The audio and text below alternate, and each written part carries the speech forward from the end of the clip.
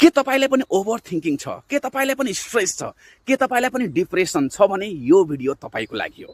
र आजभोलि म जति पनि साथीहरुसँग कुरा गर्ने गर्छु 90 out of 100 people are complaining I have a stress, I have anxiety, I have a fear, I have a depression, all those things.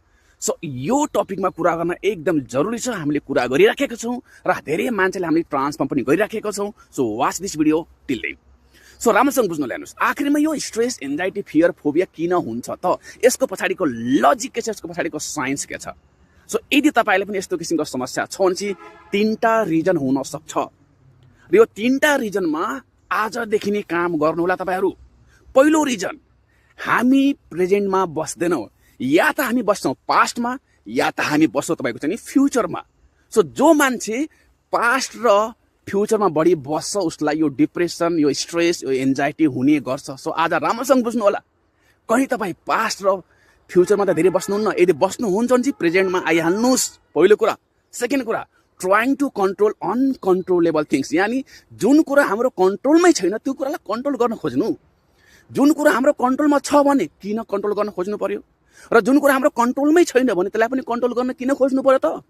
So आजदेखि तपाईले यो कमिटमेन्ट गर्नु होला कि अब तपाईले चाहिँ अनकन्ट्रोलेबल कुरालाई कन्ट्रोल गर्न खोज्नुहुन्न। And the third thing is keeping over expectation. सबैभन्दा ठुलो मिस्टेक हाम्रो, हामीले ओभर एक्सपेक्टेसन राख्ने गर्छौं।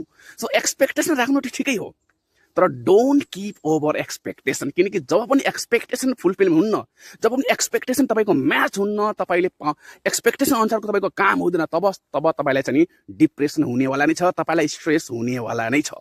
सो तीनटा कुरामा आजदेखि नै काम गर्नु होला।